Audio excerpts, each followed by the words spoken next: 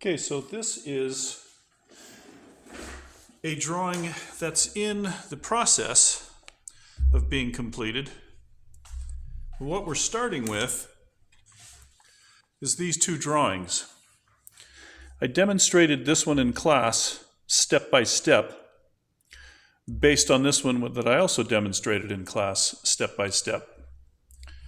So what we're going to do is we're going to redraw this one on an 8.5 by 11 sheet of paper. I'm just using a regular pencil. This is a 0.7. So what I'm going to do is, we've drawn this twice now in class. First we drew the character without the armor. Then we practiced drawing the armor, including the helmet, breaking down the basic shapes, which is kind of a bell shape with some curves to it. And then we drew the armor, breastplate.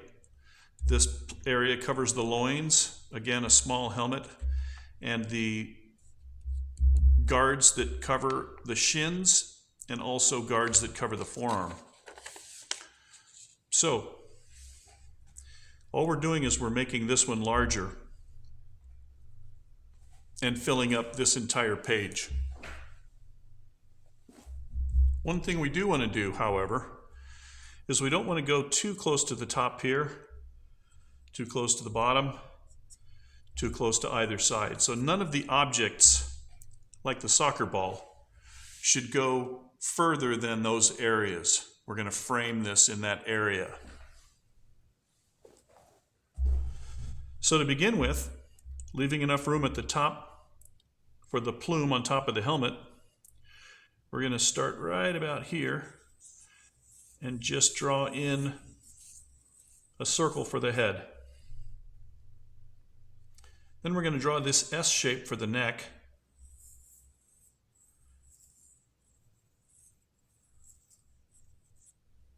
Backwards S. This is where the breast would be. We're going to continue the spine down and connect it to the hips.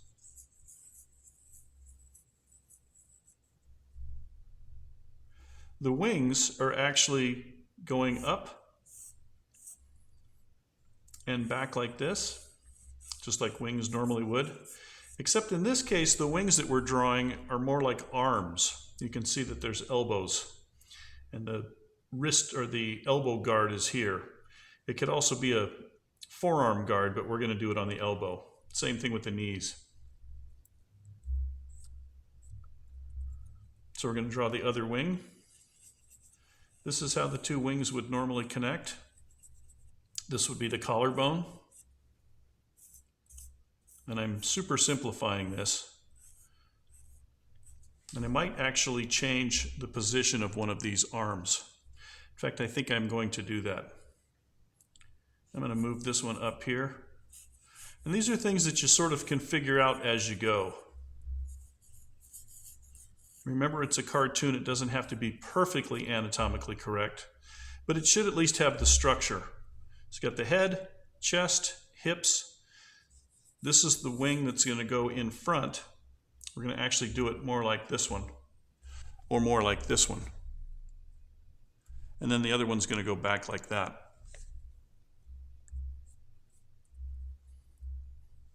Where the legs come out, we're going to do the two thighs right here. Actually, I'm going to angle this one more like this, and this one up. Draw one long leg like this going up. Draw a knob for the knee. And then instead of going up, we're actually going to go down like he's hitting it with his knee. On this leg, we're going to come out like this, and then go back down like this. So that's the basic structure. Got the head, the chest, the hips, the thighs, the shoulders. Shoulder goes down to the elbow and back to the fingertips or the wingtips. Shoulder, this one, goes up to the back to the elbow and back down to the wingtips here. The feet are essentially triangles, excuse me.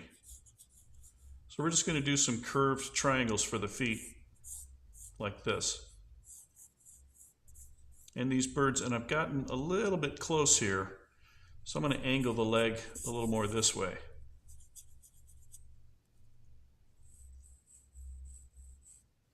You can make these kind of corrections because we're going to end up tracing this or transferring it to a different sheet of paper. And I'm actually drawing a little bit darker than I would prefer you draw so that you can actually see these okay in the camera. The beak is really exaggerated. So I'm going to draw another circle up here for the beak. This is the front of the beak. In fact, I think I'm going to make it even a little bigger. Really exaggerated. They're not really this big, even proportionately. But it's a cartoon again, and I want his beak to be very prominent. His cheek on his face is going to be here, and I keep saying he. This could be a she also. From the cheek, I'm going to do a dip line like this, curved up and around. This is back down where the tip of the beak is, sort of curved under. And then I'm going to do another reverse S shape and bring it around like this. And right up into the middle of the cheek. Then I'm going to do a V shape here for the bottom of the beak. And just surround it like that. Before I get into too many details here, I also want to keep in mind that there's a helmet on his head. So I'm going to go ahead and plot the eyes, and I'm going to do something that's a little unusual. Most of the time in a cartoon, the eye that's further away from this side of the face as his head's turned this way, normally that eye would be smaller, but this is a cartoon, and I really like several artists' style where the eye on the other side is larger than the eye on the front side. It just gives it a little more dynamic look. I'm going to make him cross-eyed because it's more funny when they're cross-eyed. As is in many cases in cartoons, some things don't necessarily make sense physically. So sometimes you'll see the eyebrows way off of the face like this. So this is actually the eyebrow for this eye. The way the helmet is shaped is you're going to draw an oval here to where it goes on the top of his head. And then we're going to draw a cone shape like this. And then we're just going to extend this down so that it goes around his head. And again, I'm going to draw an oval here too. It's starting to get really messy, but that's okay because these are all just what are called construction lines. One of the reasons that we draw shapes like this is so that we can plot things. So the middle of his face is right here. If you follow that around, the middle of the helmet would be there. So you can kind of see where the helmet's going to go here. And the reason we wanted to plot the middle of it is because the plume and the piece that holds the plume wraps around the helmet, something like this. And these should be curved lines because it's going around the helmet. The plume itself is a large V shape.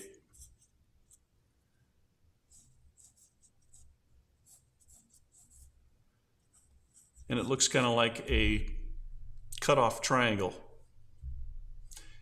And then this piece comes back down and goes to the back of the helmet like this. And this is all the brush of the comb or the plume of his helmet.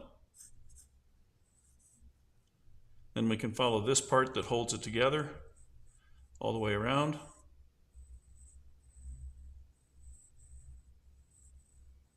And again, I'm just kind of fleshing it out. Most of the time, artists will use a colored pencil to do the construction lines, but I like to use just a regular pencil because, as I said, we're going to transfer this or possibly trace it. So now you can see where the top of the helmet goes. I'm going to darken this in just a little bit.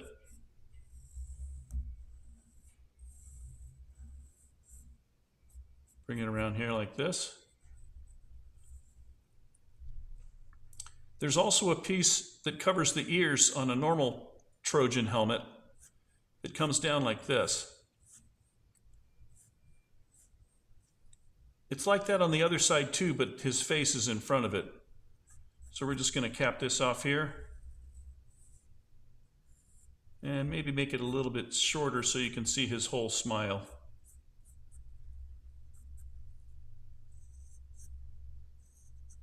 The back of the helmet, when it comes down, it actually flares out a little bit like this.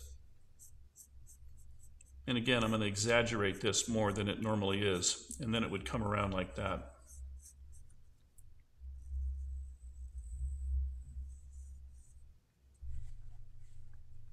Now I've darkened in these lines, but obviously his head and neck need to come out of there.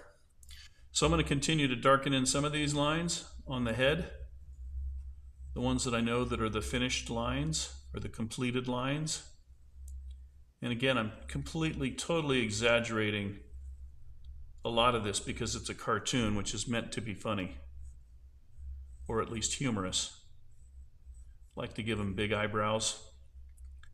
Helmet comes up to the plume. This part comes around like this, and actually I think I've got that wrong as well, now that I see it. This actually goes this way. So the piece that holds this brush shape in curves around the helmet like that.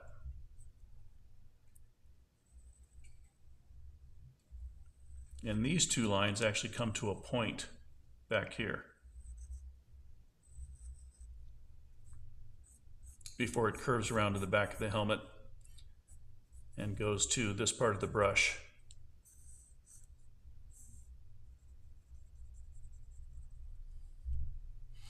So I've got the part that covers the ear. Since I don't want to mess this up before I get too far into it, I'm going to go ahead and draw the neck. And I'm just going to lightly go around it because it does something really weird right here. I want to keep as much of this rounded part. So again, I'm exaggerating the neck, bringing it up into here. And here's where it goes into the top of the chest plate.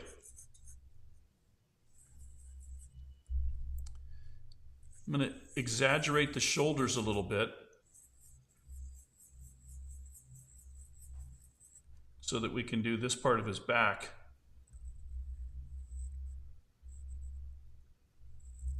And this part of the breastplate.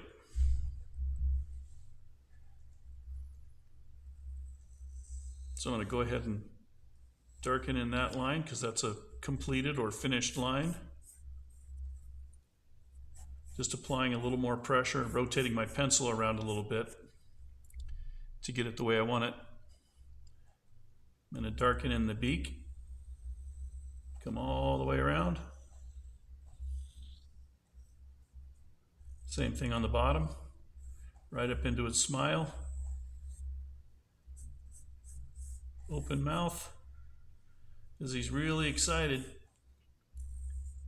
because there's going to be a soccer ball right in here. So that's pretty much all of the head and the helmet. The wing shapes, I'm going to do this back wing first. Again, it's like a triangle. An exaggerated triangle. And in this case, these characters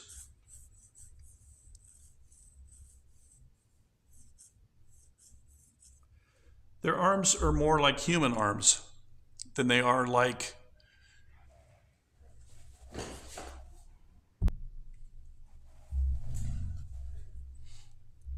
And then this one is going to come out here to the elbow. And that triangle shape is going to go more like this.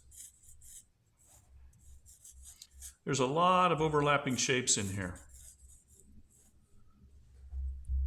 So I'm going to exaggerate because, again, the wings act more like hands. So I'm just going to fan these out in sort of some V shapes and carry this around like this all the way to the elbow. When it gets to the elbow, I'm going to reverse it. So they're going to come out this way and go like that.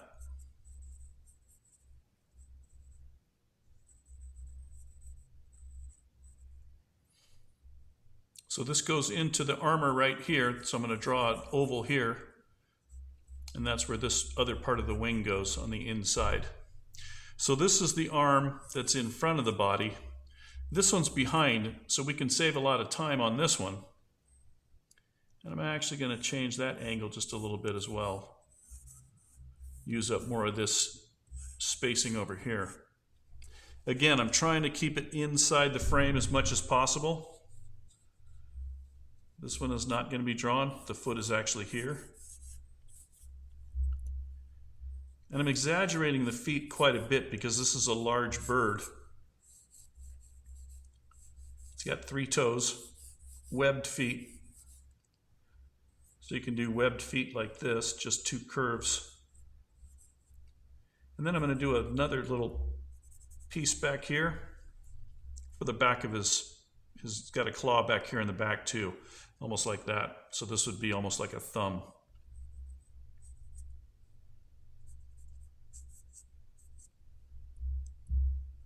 So I'm going to do the same thing on this wing back here that I did on this one. The difference is this one's going to mostly be shaded. So there's not going to be as much detail in this wing. But I can still do a couple of the feathers going up like this, up to the elbow.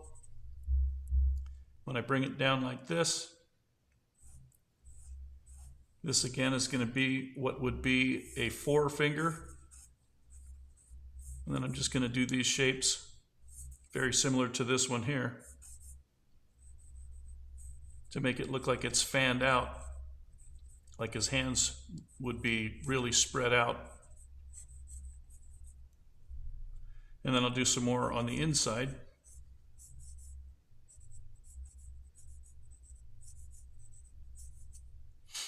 So those are the 2 wings. This one's going to be almost entirely shaded in. So we don't have to worry about a whole lot of details on that one. As the breastplate comes around and curves down here, there's a piece that actually protects the midsection, as well as this thing that fans out. That's the thing that protects the top of his legs. So again, I'm going to bring it down here, and I'm just completely overlapping all of these shapes. It'll make a little more sense when I start darkening things in. So the armor's going to come around like this, go over where his thigh is. Then these leather straps are going to flare out like this, like a bell. And I'm going to go ahead and draw it all the way around like this. And then do a series of lines like this, which is how those leather slats are going to be. Almost looks like the bottom of a picket fence. So they're pointed down here. And again, you can just keep following that around. This wing is actually covering quite a bit of that.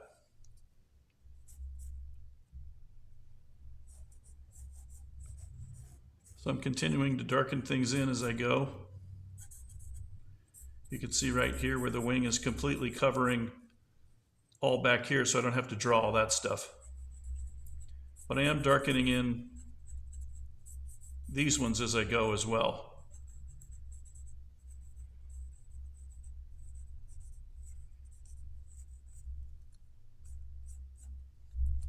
So we've got everything down to the legs.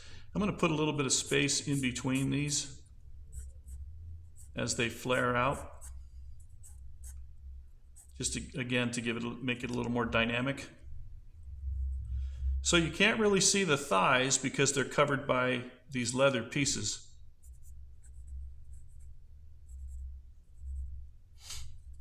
But you can see these really skinny legs sticking out. And I'm exaggerating the legs a little bit, just for effect. So this one goes over here. This one goes back to the ankle.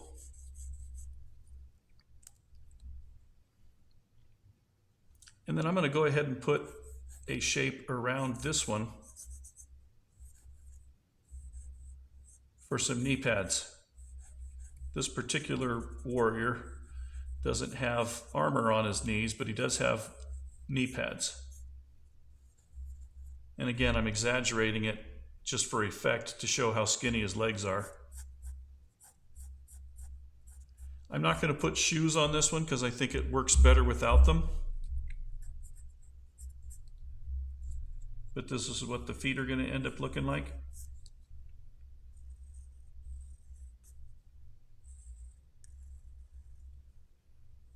With the webbing in between.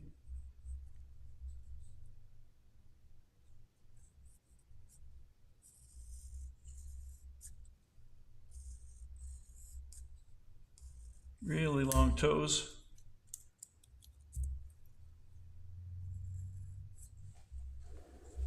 And here again, there's going to be an ankle, or not an ankle, but a knee brace here, overlapping. So it's kind of messy right here in the middle. Hopefully you can still make a lot of that out. The next step that I'm going to do is I'm actually going to use a magic marker on this one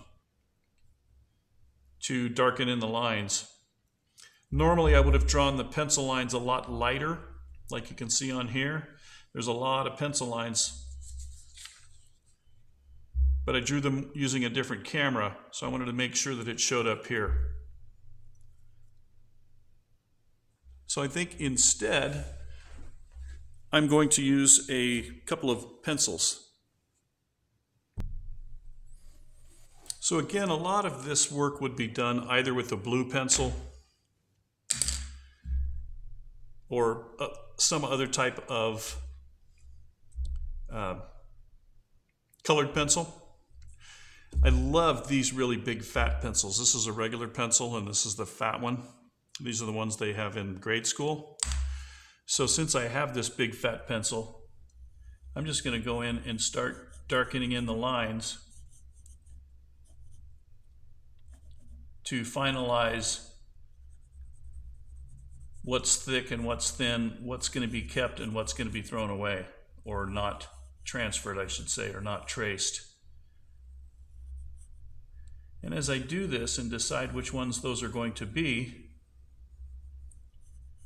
I'm going to go ahead and use this gray marker to finalize those lines. So this line's going to go in front of this one. And it's nice because the gray marker is very close in color, or in tone, as the pencil. Slight variation. Bring this down a little bit, change the angle a little bit. Helmet comes down behind his head.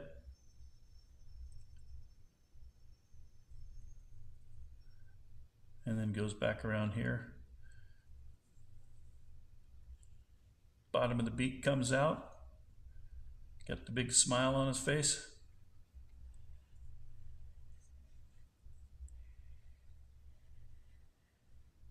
Since I already know that a lot of these lines are going to be my finished lines, I'm using the marker on these.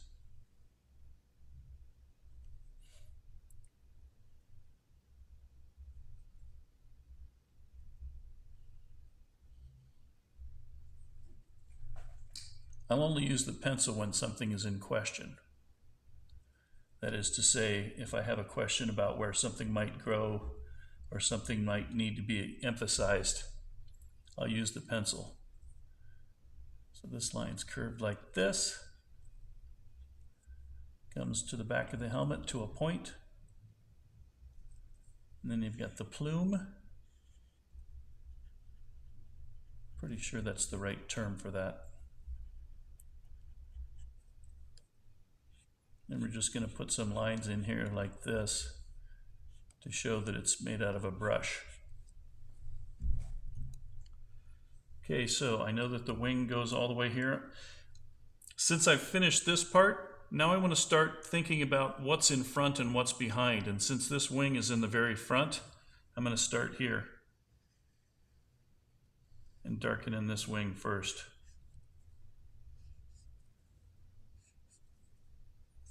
It might get a little confusing the way I've drawn it, but one of the things that you can always do on any video, obviously, is you can pause it and you can rewind it so that you can go back through and see what was done at certain parts of the video. So now all of this information is covered up by that wing that's in the front. His head goes into the top of the armor, the chest plate, and then its neck comes out like this. The shoulders come around like this. And then the breastplate goes back down here and stops there. Then I can draw on this wing.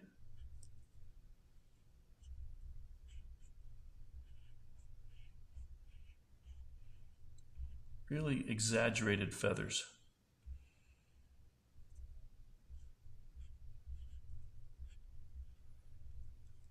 And larger. Meaning not just a bunch of little feathers, but looks more like a hand here towards the end when you do the large feathers like this. So I'm going to go ahead and draw the curved part of his protectors. Draw the knee pad. And here's where you're going to want to do a little bit of overlap. As this goes up like this, where the crease in the knee is, and then comes down like that, it gives it, again, a little more dynamic that way. I'm going to draw the foot first and then connect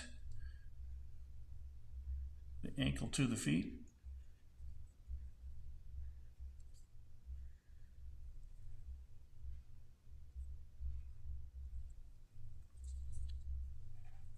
Then because this is in front, you can just barely make out a little bit of the breastplate as it comes around here. So this piece that comes around is actually part of that piece. And you can see it kind of curves through here, but we're not going to draw that part because it's behind the wing. And then the pleats of the pieces of leather. Again, it looks kind of like a picket fence. And I'm drawing them individually because of the way they fan out as it goes around. Here again, because the knee pad is in front of everything else, I'm going to draw this part of it. Bring it up around like this, around the front, and then draw the curved line like that.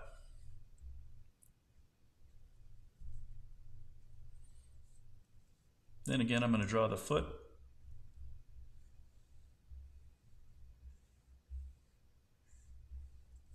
Including the webbing. And lastly,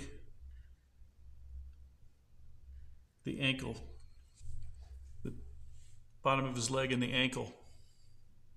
So that's the entire drawing of the flamingo, except he's got a nostril somewhere up in here. And then he's got a black area of his beak that kind of looks like this.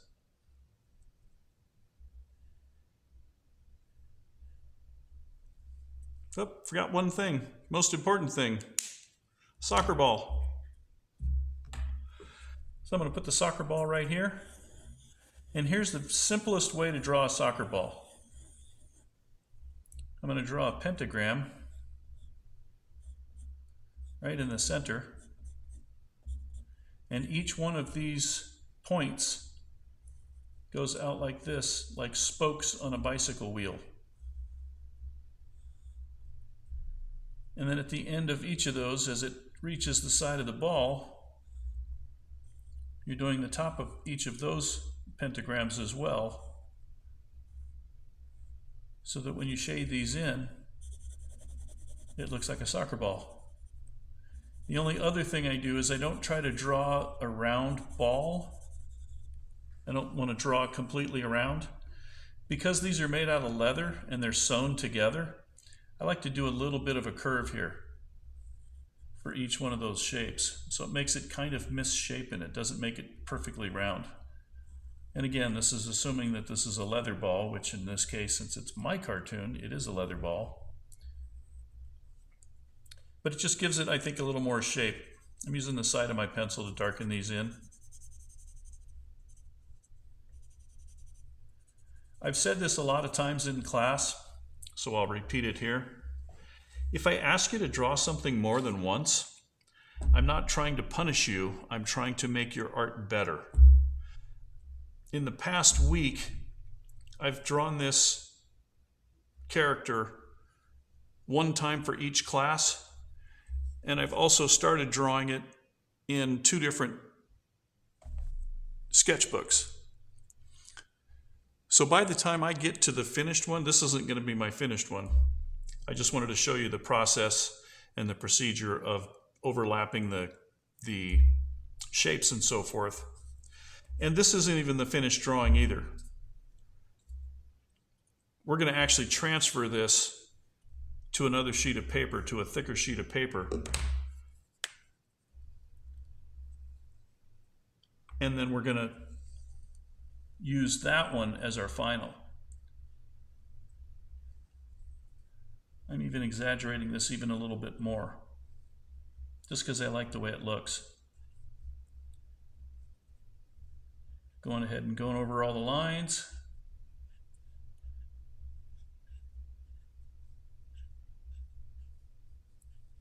You've heard me say this a lot in class, this year and last year especially, my advanced students. We learn a whole lot more by making mistakes than we do doing it right. And when you do something over and over and over again, you naturally get better at it. So I am going to use this one to transfer just because I've done this one on film. But you can see the quality and the difference in these different drawings. And there's a variety of different ways that you can improve these as well as you go. So every time you draw it, you get a little bit better at it.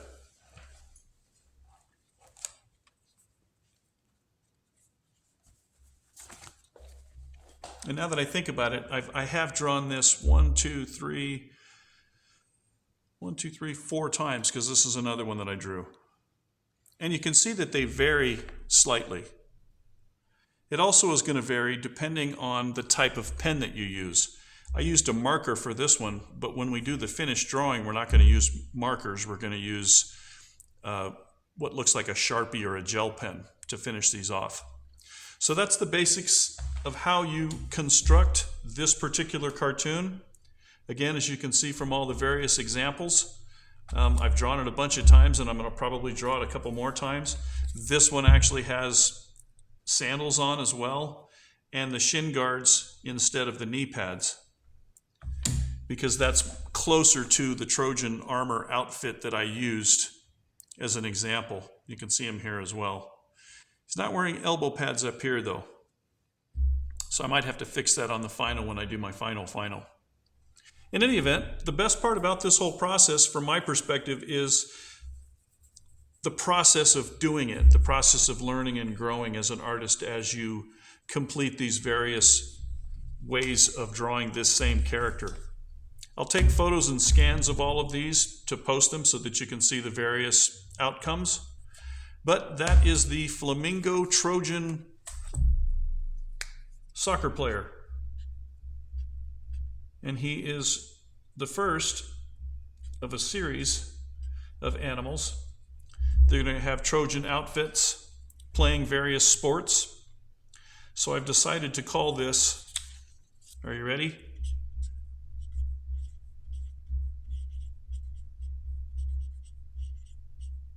Trojanimals.